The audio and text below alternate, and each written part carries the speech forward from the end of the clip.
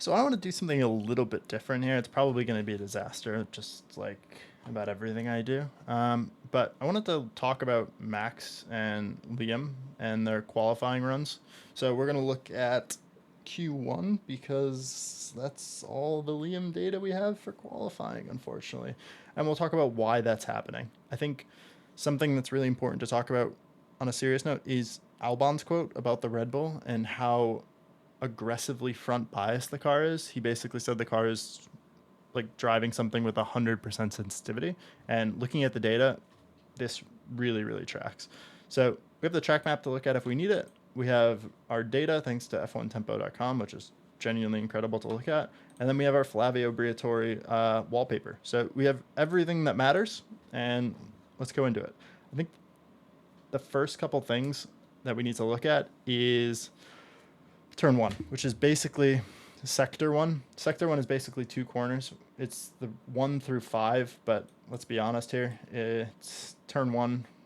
Turn two isn't really even a real corner. It's just turn one and then turn three.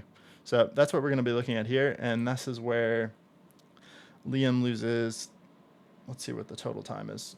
Almost 3.5 tenths just in sector one, which is when the field is this tight, that is gigantic. The first thing you may see, and the thing I've seen from other people talking about this, is here, the speed difference between Max and Liam. I think, truthfully, that's really irrelevant, and it's more based off of the mistakes Liam has made earlier in the corner, and that's what we're going to go over. So if we look at the entry of turn one, the biggest thing that Max is doing is Max is obviously very comfortable with this car, and Liam, from looking at this, is super uncomfortable. I think there's no doubt that Liam is extremely fast.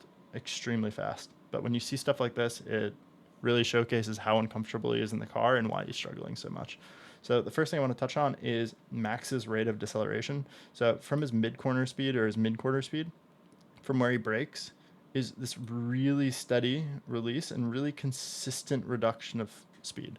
So basically a straight line from his brake point all the way to his mid corner speed, which is really impressive given what turn one is. It's this really long brake point, not a lot of pressure, but really long.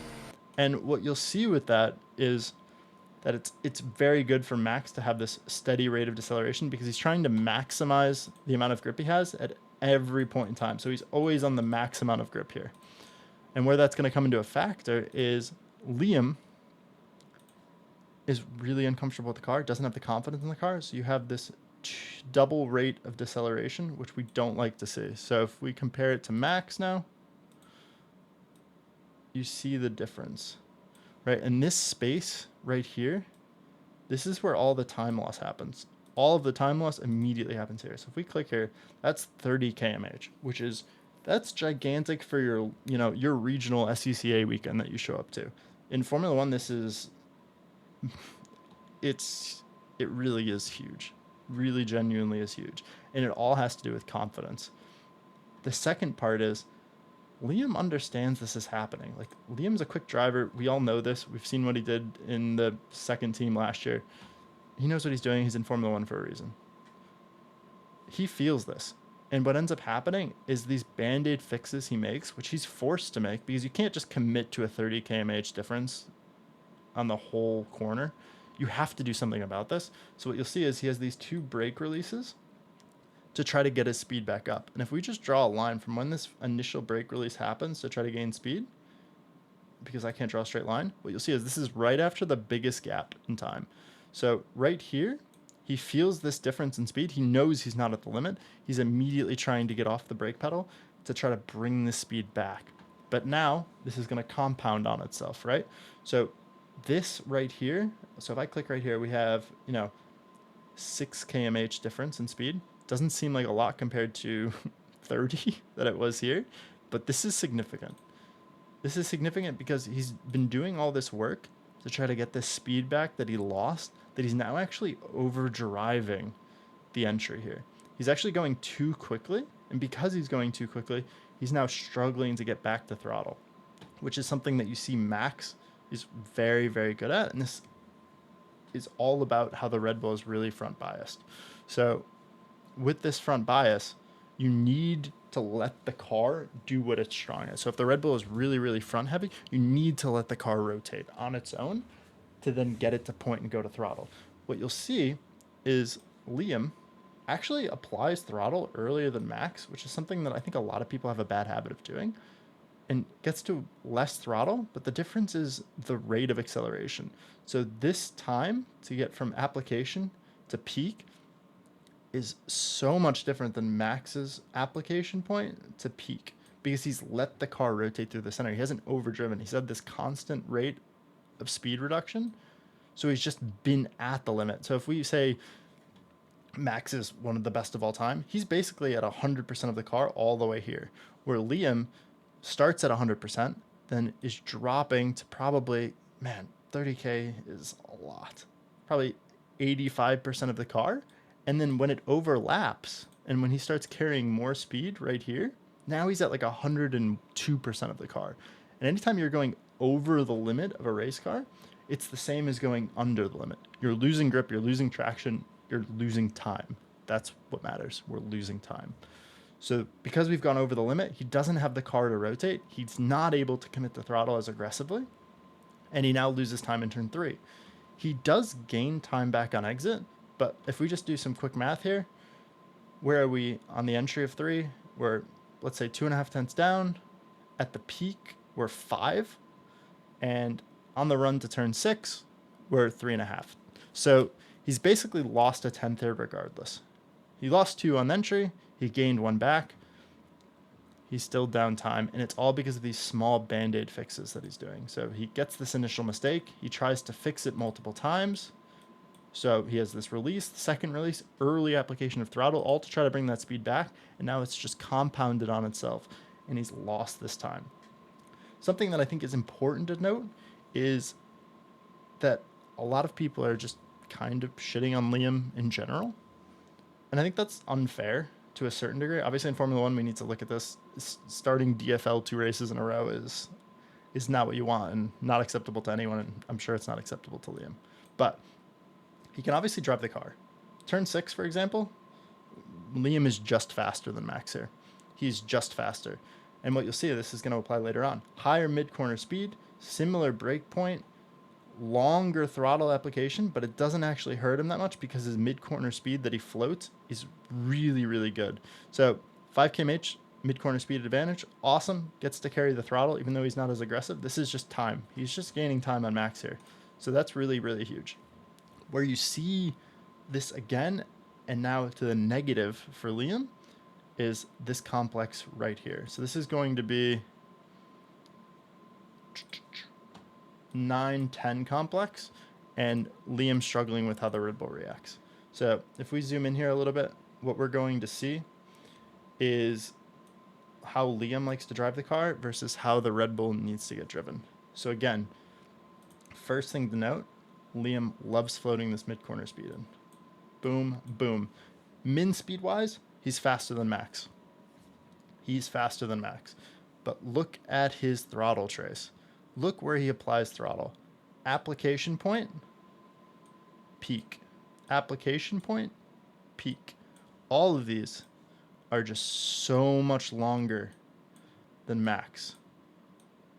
And I think this is something that people get really confused on. They always want to be getting back to throttle early, but it's more important to get back to full throttle early. And especially in a car that's this front biased, Max is letting the car rotate and doing what the car is strong at. When he's not on this throttle, this gap here, right? When Liam is on throttle and Max isn't, he's letting the car rotate. So yes, his mid-corner speed is slower, but look at the way the car accelerates out of the corner. You have this big acceleration, boom, versus Liam, it almost plateaus here. And what's really critical to see is this plateau from Liam, look where he applies throttle.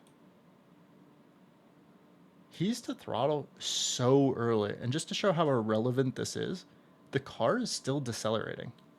The car is still decelerating as he's on throttle, and then he gets this big plateau here because the car isn't rotating. He's taking all the rotation, which the Red Bull is very, very good at, and why it's hard to drive. He's taking it out of the car to feel more comfortable.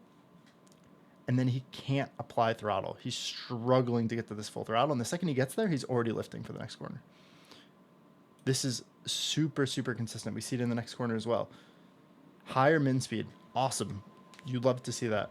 But higher min speed, because he's rolled the throttle sooner, he's gotten off the brake sooner. He's expecting the car to just rotate as he's coming off the brake, and he's not letting it and giving it the time it needs to do that. So you have this mid-corner speed advantage, and again, the difference on throttle, this doesn't look big. If you just look at this by itself, wow, okay, they both got on throttle at around the same time. Why is that so bad? And then you see the speed coming out of the corner. Max is 13 kmh faster coming out of the corner because of this. He's earlier to full throttle. That's the only difference. The rate of application from application to full throttle is much faster for Max because he's let the car rotate. This time that Max is going slower isn't because he's underdriving the car. It's he's letting this car rotate a little bit, pointing it towards the exit of the corner much sooner, and then going to throttle. So one thing that also notes this is just a driving style difference. And in Formula One and in basically anything, you get to a certain point where you have to drive the car you have. It doesn't matter how you like to drive a car, you need to be able to drive the car you have. One telltale sign of the difference between the way they drive is gears. And you'll see, for the most part, gearing wise, they're all in the same gear every corner, except for the hairpin, where Liam runs third gear and Max runs second. And that's just a really big sign that Liam wants to float that speed into the center of the car. He wants the car to rotate as he's floating it in, where Max is forcing the car to rotate. He's getting the car slowed down, he's getting it pointed, and then going back to throttle. Liam, in that higher gear, he's just saying, I want to float this speed in. I want to carry the speed, carry the momentum through, where the Red Bull needs to be like, you need to fight the car. You need to say, okay, I'm going to point this. I'm going to open up my hands, even if I have to give up 2, 3, 4, 5 kmh in the center, get it pointed, and then that way I can get to full throttle more aggressively. This is the big reason why Liam is losing time. And I think this is to do with what people talk about with the Red Bull, which is it is very, very difficult to drive. And it is strange for a car to need that much rotation mid-corner and forced rotation mid-corner. Obviously, it's nice when you get it right, but you can see that what Liam is struggling with limited testing over the winter, with limited dry time in Australia with the rain, this is where he needs to find his pace and where he needs to find that difference towards Max. So it's about getting the car pointed. It's less about floating the min speed here for Liam, which is what he wants to be doing, and getting comfortable forcing the car to rotate, being later to throttle, being a little bit more patient, and then applying throttle much more aggressively.